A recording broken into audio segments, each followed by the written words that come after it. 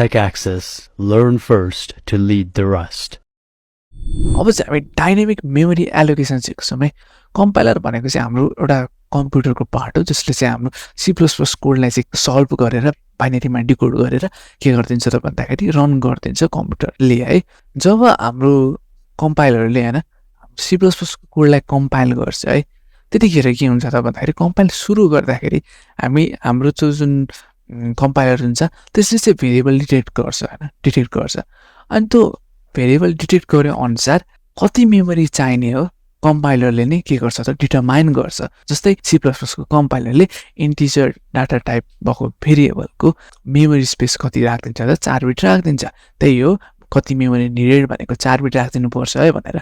अनि के गर्छ त भन्दाखेरि 4 बिट राख्दिनु पर्छ। अब कहाँबाट सुरु हुन्छ मेमोरीको एड्रेस हुन्छ एउटा मेमोरी एड्रेसको कन्सेप्ट हुन्छ। बेसिकली मेमोरी एड्रेसको कन्सेप्ट चाहिँ मैले उहिले एरेको च्याप्टरमा बुझाएको थिएँ। मेमोरी एड्रेस भनेको चाहिँ कम्प्युटरको मेमोरी स्पेसमा मेमोरी एड्रेसहरू हुन्छ हैन। त्यहाँबाट चाहिँ कम्प्युटरले के गर्छ त एक्सेस गर्छ भ्यालुहरू। सो के गर्छ त भन्दाखेरि यो भेरिएबलको जुन डाटा छ जे छ भेरिएबल है त्यसको लागि एउटा मेमोरी चाहिँ खाली गरिदिन्छ। खाली गरिदिनु भनेको एसाइन गरिदिन्छ 4 बिटको मेमोरी स्पेस जुन यसले अघि डिटरमाइन गरेको थियो त्यो 4 बिटको मेमोरी स्पेस चाहिँ एसाइन गरिदिन्छ यो पार्टिकुलर भेरिएबलको लागि। भेरिएबल सबै भेरिएबल्सको लागि मेमोरी एड्रेस एसाइन गरिसकेपछि सबै भेरिएबलको लागि मेमोरी स्पेस चाहिँ दिइसकेपछि के हुन्छ त भन्दाखेरि प्रोग्राम बल्ल एक्जिक्युट हुन्छ। कम्पाइल टाइमको मेमोरी एलोकेसन डायग्राम भयो है। यसलाई हामी अर्को नाम दिन्छौँ। यसलाई भन्छौँ स्ट्याटिक मेमोरी एलोकेसन नभए कम्पाइल टाइमको मेमोरी एलोकेसनलाई स्ट्याटिक मेमोरी एलोकेसन पनि भन्छौँ। सो स्ट्याटिक भन्ने बित्तिकै हामीले के बुझ्नुपर्छ कम्पाइल टाइमको हो है भनेर बुझ्नुपर्छ।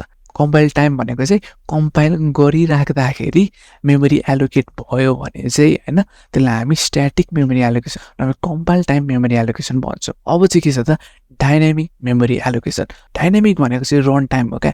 बेसिकली भन्दाखेरि अघि चाहिँ के हुन्छ त भन्दाखेरि एक्जिक्युट गर्नुभन्दा अगाडि स्ट्याटिकमा चाहिँ के हुन्छ त भन्दाखेरि प्रोग्राम एक्जिक्युट गर्नुभन्दा अगाडि नै हाम्रो मेमोरी एड्रेस चाहिँ एसाइन भइसक्छ है भेरिएबलको लागि। तर डाइनामिक जुन हामी पढिरहेको छौँ डाइनामिक भनेको चाहिँ रन टाइम हुन्छ। रन टाइम भनेको के हो एक्जिक्युट भइसकेपछि है। सो डाइनामिक भनेको चाहिँ एक्जिक्युट भइसकेपछि यदि हामीले मेमोरी स्पेसलाई चाहिँ एलोकेट गरिरहेछ मेमोरी स्पेस चाहिँ खाली गरिदिइरहेछ भेरिएबल्सको लागि भने चाहिँ त्यो के हुन्छ त डाइनामिक मेमोरी एलोकेसन हुन्छ। सो यसमा यसको डायग्राम हेरौँ है। सबसे सुरुमा के हुन्छ त भन्दाखेरि जब ओब्जेक्ट क्रिएट हुन्छ नि क्लास हामीले बनाइसक्यो भने क्लास बनाइसकेपछि जब हामीले ओब्जेक्ट क्रिएट गर्छौँ ओब्जेक्ट क्रिएट गर्दाखेरि चाहिँ सबसे सुरुमा चाहिँ के हुन्छ त रन भइरहेको बेला हाम्रो त्यो कम्पाइलरले नभए रन भइरहेको बेला जसले गर्नुपर्ने हो त्यसले के गर्छ त भन्दाखेरि मेमोरी रिक्वेस्ट गर्छ। बेसिकली हाम्रो ओब्जेक्टले चाहिँ मेमोरी रिक्वेस्ट गर्छ। जस्तै अब ओब्जेक्टको साइज डिफ्रेन्ट हुन्छ। ओब्जेक्टको साइज के को अनुसार हुन्छ क्लासको अनुसार हुन्छ हैन। अब क्लासमा कतिवटा फङ्सन छ त्यो अनुसार चाहिँ के हुन्छ त भन्दाखेरि हाम्रो मेमोरी चाहिँ रिक्वेस्ट गर्छ ओब्जेक्टले है। जस्तै 8 बिट मेमोरी चाहियो अरे हैन हाम्रो वाल भन्ने ओब्जेक्टलाई। सो वाल भन्ने ओब्जेक्टले 8 बिट मेमोरी चाहियो भने त्यसले वालले चाहिँ के गर्छ त भन्दाखेरि हाम्रो सीपीयूलाई अब केलाई रिक्वेस्ट गर्नुपर्ने हो बेसिकली रिक्वेस्ट गर्छ हाम्रो कम्प्युटरलाई माइक्रो प्रोसेसरलाई रिक्वेस्ट गर्छ हैन। हाम्रो माइक्रो प्रोसेसरलाई के रिक्वेस्ट गर्छ त भन्दाखेरि मलाई मेमोरी खाली गरिदिए मलाई डाटा चाहिरहेछ भनेर वालले चाहिँ रिक्वेस्ट गर्छ। त्यसपछि के हुन्छ त भन्दाखेरि एलोकेसन चेक गर्छ। कसले चेक गर्छ माइक्रो प्रोसेसरले चेक गर्छ। हाम्रो एलोकेसन चेक गर्छ यदि मेमोरी खाली छ कि छैन भनेर चेक गर्छ है। अनि यदि खाली छ भने चाहिँ है हाम्रो के गर्छ त भन्दाखेरि भेरिएबललाई भ्यालुहरू असाइन गर्छ हाम्रो ओब्जेक्टलाई भ्यालुहरू असाइन गर्छ। अनि असाइन गरिसकेपछि जब काम कम्प्लिटली सिद्धिन्छ नि जब ओब्जेक्ट डिस्ट्रोय हुन्छ नि सो ओब्जेक्ट डिस्ट्रोय भएपछि बल्ल के हुन्छ जुन मेमोरी दिएको थियो नि माइक्रो प्रोसेसरले त्यो माइक्रो प्रोसेसरले मेमोरी चाहिँ के गरिदिन्छ त फेरि फ्री गरिदिन्छ खाली गरिदिन्छ फेरि डिस्ट्रोय गरिदिन्छ। मेमोरी स्पेस किन हामीलाई चाहिँदैन किनभने यो रन टाइम हो नि त प्रोग्राम एक्जिक्युट भइरहेको बेला मात्रै हामीलाई त्यो मेमोरी चाहियो है। यो चाहिँ के हो त डाइनामिक मेमोरी एलोकेसन हो है। सो डाइनामिक भनेको के हो त 8 रन टाइम हो है। र अब चाहिँ के छ त भन्दाखेरि अहिले चाहिँ हामीले डाइनामिक मेमोरी एलोकेसन बुझ्यौँ। तर डाइनामिक मेमोरी एलोकेसनमा चाहिँ एकदमै एउटा कम्प्लेक्स प्रब्लम आउँछ जसको लागि चाहिँ हामीले धेरै कुरा बुझ्नुपर्छ है।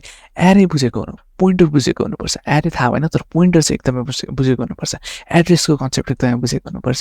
मेमोरीको कन्सेप्ट बुझेको हुनुहुन्न भने हाम्रो भिडियो छ भिडियो हेरेर बुझेर आउँदा हुन्छ है। So will still be here. र अब प्रब्लम हेरौँ है त डाइनामिक मेमोरी एलोकेसनको के छ त प्रब्लम ओपीमा C++मा मेनली है। त्यसमा के भन्छ त भन्दाखेरि जब एउटा क्लासको चाहिँ पोइन्टर मेम्बर्स हुन्छ है नभए if a class as pointer members क्लासको चाहिँ केही गरी पोइन्टर मेम्बर भयो भने होइन जब हामीले कपी कन्स्ट्रक्टर चलाउँछौँ डिफल्ट कपी कन्स्ट्रक्टर त्यसले चाहिँ के कपी गर्छ थाहा छ पोइन्टरले केतिर पोइन्ट गर्छ पोइन्टर डाटा मेम्बरले केतिर पोइन्ट गर्ला त अभियसली एड्रेसतिर पोइन्ट गर्ला भनेपछि कपी गरेपछि के कपी हुन्छ त मेमोरी एड्रेस कपी हुन्छ नि अभियसली भ्यालु त कहाँ कपी हुन्छ त अब पोइन्टरले पोइन्ट गर्ने नै एड्रेसतिर एड्रेस सेभ गरेर हुन्छ पोइन्टर डाटा मेम्बरहरूले अनि कपी गरेपछि मेमोरी एड्रेस कपी गर्छ अभियसली होइन पोइन्टर मेम्बर भयो एउटा क्लासको वाल 1 को एउटा पोइन्टर मेम्बर वाल 2 को अर्को पोइन्टर मेम्बर अनि जब हामी कपी गर्न खोज्छौँ कन्स्ट्रक्टरको तपाईँ एउटा वाल 1 को एउटा पोइन्टर भेरिएबलले एउटा ऱ्यान्डम एड्रेसमा जेतिर पोइन्ट गरिरहेछ होइन त्यही एड्रेसतिर कपी भइसकेपछि त वाल 2 ले पनि के गर्छ त भन्दाखेरि त्यही मेमोरी एड्रेसतिर पोइन्ट गर्छ नि त वाल 2 को पोइन्टरले पनि वाल 1 को पोइन्टरले पनि कम्प्लिट डिफ्रेन्ट भेरिएबलले एउटै मेमोरी एड्रेसतिर पोइन्ट गर्न थाले this is a problem in the context of programming है त दुईवटा पोइन्टर भेरिएबलले एउटै मेमोरी एड्रेसतिर पोइन्ट गर्नु भएन दुईटै ओब्जेक्टले एउटै मेमोरी एड्रेसतिर पोइन्ट गर्नु भएन यसले गर्दाखेरि चाहिँ प्रब्लम आउन सक्छ that's the problem with dynamic memory allocation यदि हजुरहरूलाई अझै टिपले बुझ्नु छ नभए हजुरहरूले केही बुझ्नु भएन भने चाहिँ नोट चाहिँ डिस्क्रिप्सनमा एभाइलेबल छ होइन अनि डिस्कर्ड पनि छ हाम्रो सो डिस्कर्डमा गएर हजुरहरूले क्वेसनहरू पनि सोध्न सक्नुहुन्छ है काहीँ कन्फ्युजन भयो भने र यदि हजुरहरू अरू कोर्सेसमा पनि इन्ट्रेस्ट हुनुहुन्छ भने हाम्रो वेबसाइटमा गएर हजुरहरूले कुनै पनि कोर्समा इनरोल गर्न सक्नुहुन्छ र फिजिकल र अनलाइन दुइटै हजुरहरू जोइन गर्न सक्नुहुन्छ हाम्रो क्लासेस है त thank you so much for watching अनि see you in the next one